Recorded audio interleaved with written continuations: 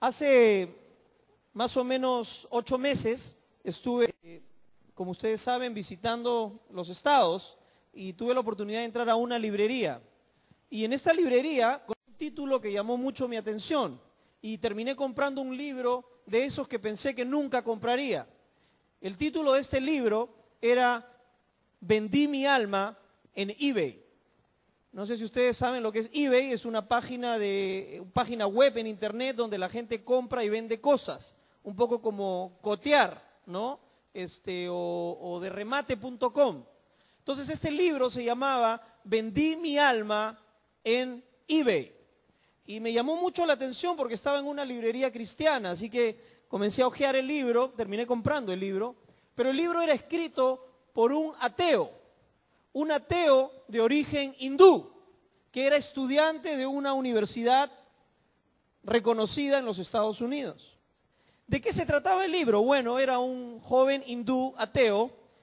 Como entenderás, los ateos no creen en el alma, por eso cuando él dice, vendí mi alma en eBay, no es que vendí mi alma porque yo no creo en el alma, dice, pero lo que hice fue poner en la página web, ofrecer, entre comillas, mi alma para que el mejor postor de cualquier religión, yo voy a ir y voy a convivir con ellos durante un tiempo determinado, de acuerdo a la oferta, y voy a tratar de todo corazón de poder entender y aceptar realmente la fe que ellos creen. Porque para él, como ateo, en realidad cristianos, musulmanes, ateos, en muchas áreas no había una gran diferencia. Y sabes, esto es una tragedia el día de hoy. ¿Sabes cuál es la tragedia? Que la iglesia de alguna manera se ha ido diluyendo, ha ido perdiendo su identidad al punto de que la gente de afuera ve a la gente de la iglesia y dicen, pero ¿cuál es la diferencia? Y de repente tú dices, bueno, la diferencia es que nosotros nos reunimos cada cierto tiempo y tenemos programas y la otra persona te dice, bueno, yo no soy cristiano, pero también me reúno cada cierto tiempo y también participo de algunos programas. Y tú le dices, bueno, pero nosotros hacemos obra social y vamos a atender a los más necesitados. Bueno, hay muchos grupos que también hacen lo mismo. Bueno, nosotros construimos hospitales. Hay grupos ahora también. No pienses ahora que los ateos son solamente gente que está en contra o que dicen, bueno, yo no tengo suficientes pruebas para creer en Dios. Hay ateos humanitarios que hacen obra social, construyen orfanatos. ¿Cuál es la diferencia? ¿Qué cosa tienen ustedes que no tiene el resto? Y la tragedia radica en que Dios llamó a un pueblo para que sea diferente. Dios escogió a Abraham y llamó a una nación para que sea su nación y esta nación se diferencie de todas las demás naciones de la tierra.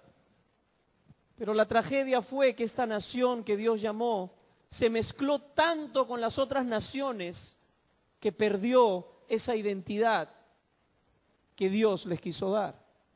Hoy día la iglesia es el pueblo de Dios. Es ese pueblo escogido de Dios que Dios ha llamado para marcar una diferencia. Pero la tragedia continúa, que esa misma iglesia que Dios ha llamado para que sea diferente, esa iglesia está muchas veces llena de tanta superficialidad. Es una iglesia que se ha mezclado tanto con el mundo que la gente ya no puede ver la diferencia. ¿Cuál es la diferencia? Y creo que no hay un pasaje en la Biblia que describa tan exactamente en qué consta esa diferencia como el Sermón del Monte. Hoy día vamos a comenzar una serie que va a durar desde lo que queda de enero, febrero y marzo, y va a ser un estudio inductivo, versículo por versículo, del Sermón del Monte. El Sermón del Monte fue el primer sermón que fue predicado por nuestro Señor Jesucristo. Justo cuando Él va a comenzar su ministerio y Él está ahí con los discípulos, con los apóstoles, Él les va a compartir este sermón antes de comenzar el trabajo con ellos. Porque ellos venían de un trasfondo, de un contexto distinto. Ellos eran judíos. Y ellos tenían una lectura y una interpretación de lo que significaba tener una relación con Dios.